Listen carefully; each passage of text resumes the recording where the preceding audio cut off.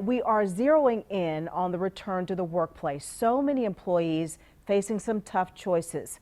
Our Glenn Counts begins our in-depth coverage tonight and spoke with a waiter who decided that going back to work may not actually be his best option.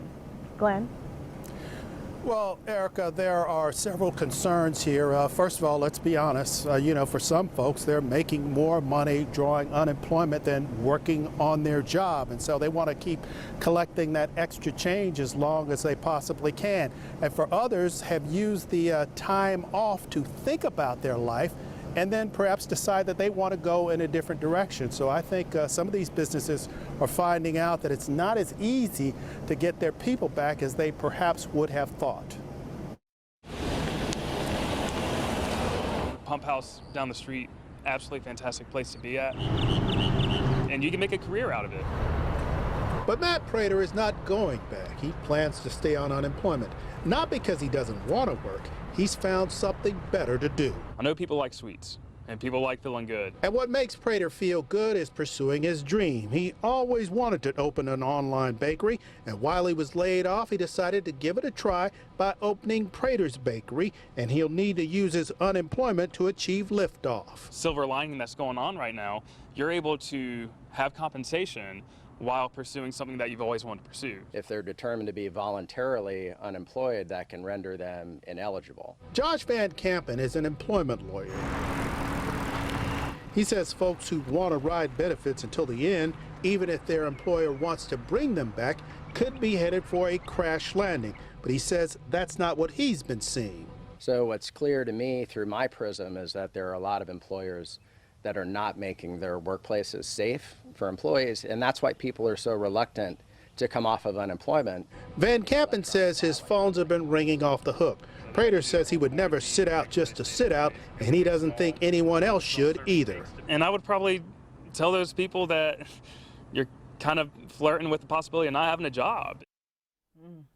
So Glenn, what about people with underlying conditions? Can their employers force them to come back? Well, they certainly can try to force him to come back, but Van Kampen feels like that particular situation, under those circumstances, the state might show that person some leniency because certainly they would have a much stronger case to make. But just like all of this stuff, there are no guarantees. Yeah, really tough time right now. Thank you, Glenn. If you are eager to get back to your job, chances are it won't be quite the same as when you left it. The head of the Employers Association today laid out 3 big changes you can expect.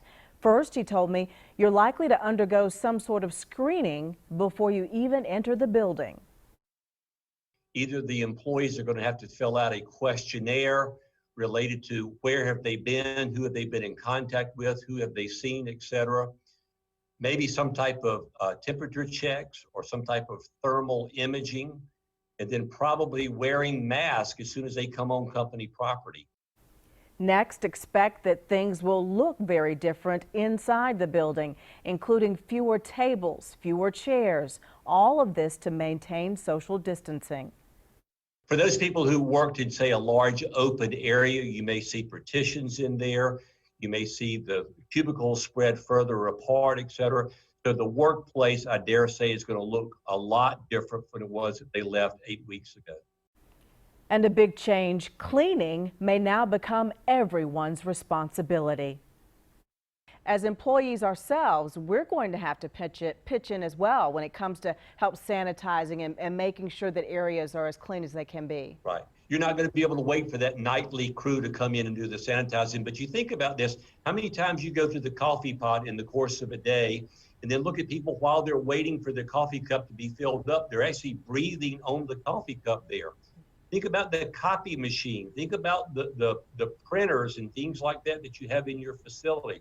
The time clocks when you first come to work and you're checking in there. So employees are going to have to take total responsibility for the day-to-day cleaning during working hours, and then maybe an outside crew does it, the over deep clean every night.